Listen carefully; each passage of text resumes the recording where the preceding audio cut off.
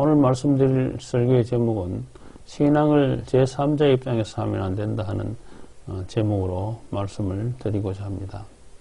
이렇게 온라인 예배를 올리다 보면 좋은 점도 많지만 걱정되는 부분도 많이 있습니다. 무엇보다도 비대면으로 예배를 보다 보면 신앙생활을 방관적 입장에서 할 수도 있다는 것을 말하는 것입니다. 그래서 신앙을 마치 어떤 통과 의례처럼 제3자 입장에서 하면 안 된다는 말씀을 좀 드릴까 합니다. 그 전에 먼저 전번주에 드린 말씀을 좀 되새겨 보도록 하겠습니다. 전번주에는 두 가지의 중요한 메시지를 전해드렸습니다.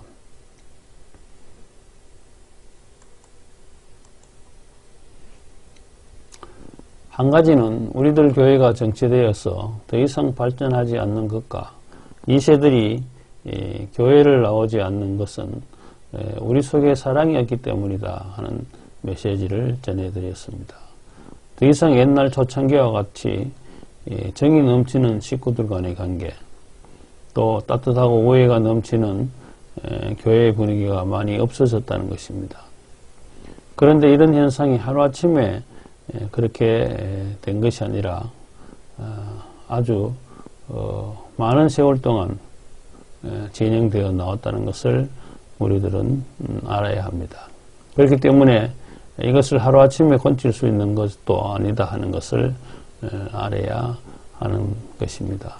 아마 많은 시간을 들여서 진단하고 오랜 시간을 거쳐서 고쳐나가야 할 것이라고 생각이 됩니다. 무엇보다도 정확한 진단이 되어져야 할 것입니다. 우리들의 교회가 무엇이 문제라서 사랑이 없어진 교회가 되었을까요? 이것을 심각하게 우리가 생각하고 고민해 보아야 하는 것입니다. 어설프게 진단하고 판단하는 것은 오히려 덕이 되지 않고 독이 될 것입니다. 문제의 원인을 정확히 진단해야만이 정확한 해결 방법이 나오는 것입니다. 혹자는 우리 교회가 왜 사랑이 없다고 하는지 이해를 못하시고 우리 교회는 사랑이 넘쳐나는 교회라고 말씀하시는 식구님도 계십니다. 그러나 사랑이 있는 곳은 분명히 성장하고 발전하는 것이라고 보아야 합니다. 그리고 사랑이 없는 곳에는 성장이나 발전이 없다는 것 또한 분명한 사실입니다. 우리들 교회가 지난 20, 30년 동안 눈에 띄게 발전하지 않았다 하는 것이죠. 그러나 그것은 어느 한 교회의 문제가 아니기 때문에 전체적인 우리 조직에 문제가 있다고 볼 수 있는 것입니다.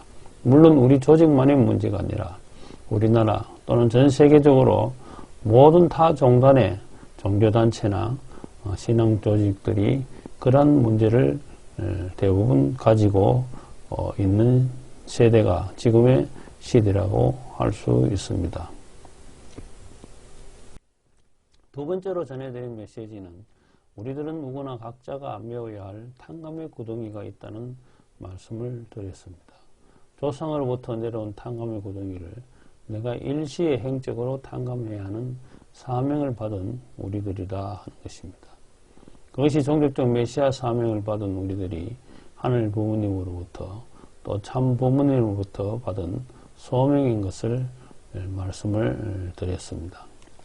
조상으로부터 받은 탕감의 구덩이를 후대에 안 남겨주기 위해서는 내가 고생이 되더라도 내 대에서 내 손으로 다 메워야 하는 것이 얼마나 중요한 것인지를 깨달아야 한다고 말씀을 드렸습니다. 또한 내가 살아가면서 만드는 공적과 허물을 될 수 있으면 마이너스가 아니라 플러스가 되도록 우리는 노력해야 함을 말씀드렸습니다. 나의 후손이 조상으로부터 내려오는 탕감도 무거운데 자신의 부모님의 가실까지 짊어지면 안 되기 때문인 것입니다. 그렇기 때문에 우리가 가고 있는 이 신앙의 길이 그냥 쉽게 생각하고 가면 안 된다 하는 것이죠. 내가 넘어야 할 산이 있는데 그 산을 넘기가 힘이 든다고 자식을 탓하고 남편을 탓하고 부인을 탓하고 또 운명을 탓하면서 아무것도 하지 않으면 안 된다 하는 것입니다. 내가 내 산을 넘기가 힘든 것은 내게 부여된 사명이라서 그렇다는 것을 알고 감사하고 넘어가야 한다 하는 것입니다. 오늘 말씀을 위해 말씀 훈독을 하나 하시겠습니다. 전성경 813페이지에 있는 내용입니다. 신앙생활은 반드시 제3자 입장에서 탈피해야 됩니다. 여러분이 지금 선생님을 따라 나가지만 선생님을 중심 삼고 신앙생활을 하는 것이 아닙니다. 여러분 자신을 중심 삼고 신앙생활을 하는 것입니다. 그렇기 때문에 신앙생활을 하는 사람은 남이 어떻든지 나 홀로 지켜나가야 할 신앙의 길이 있습니다. 그러한 신앙생활은 가까운 사람한테서 체험하지 못하는 깊은 심정세계에서 하늘을 중심 삼고 홀로 감사하는 생활, 홀로 만족하는 생활을 할 수 있어야 합니다. 세상이 아무리 악하더라도 하늘 땅을 바라보면서 감사합니다. 나는 행복합니다. 라고 할 수 있는 신앙생활을 해야 됩니다.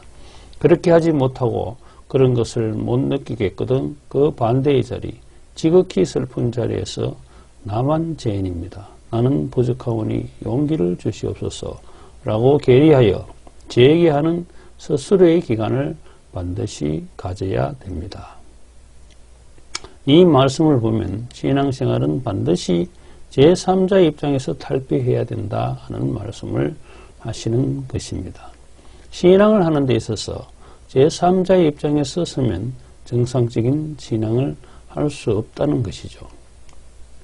제3자 입장이라는 것은 신앙생활을 나의 것으로 생각하지 않고 남의 일처럼 한다는 뜻이 있습니다. 그리고 신앙을 우리 참부님을 따라 배워나가야 하지만 자신이 홀로 배워나가야 할 신앙의 길이 따로 있다고 하시는 것입니다. 모든 사람들이 각자의 신앙길이 다 같지 않다는 것이죠. 또 받은 사명도 사람에 따라 다 다른 것입니다. 그러니까 그저 따라가는 신앙이 아니라 나만이 지켜나갈 나만의 신앙의 길을 개척해 나가야 한다는 말씀을 하시는 것입니다.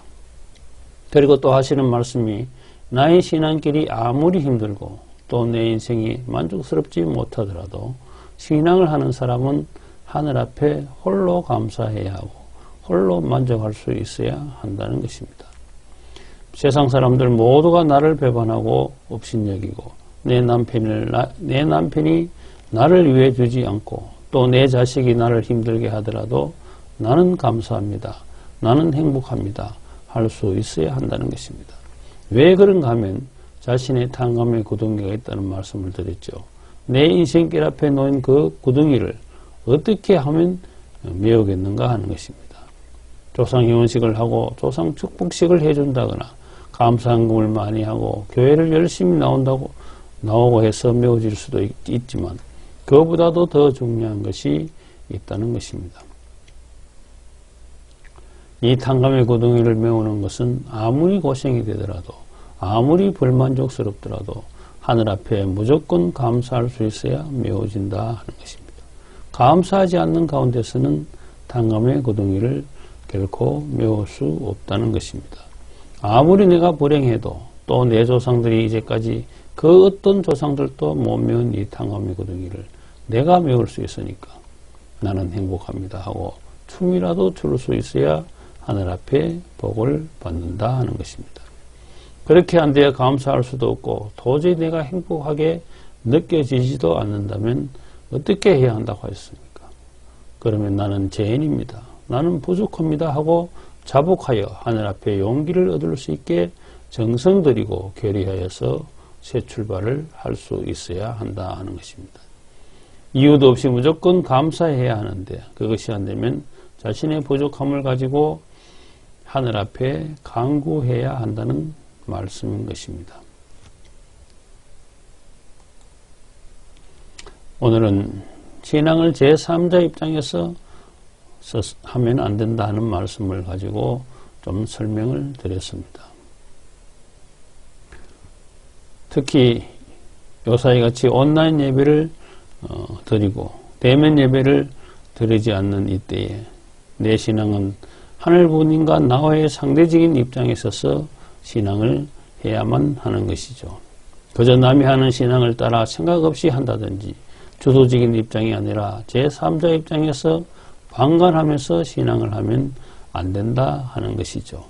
나만의 신앙길을 찾아서 하늘 앞에 감사하고 행복해질 수 있는 식구님들이 다 되시기를 기원드리면서 오늘 말씀을 마치겠습니다. 감사합니다.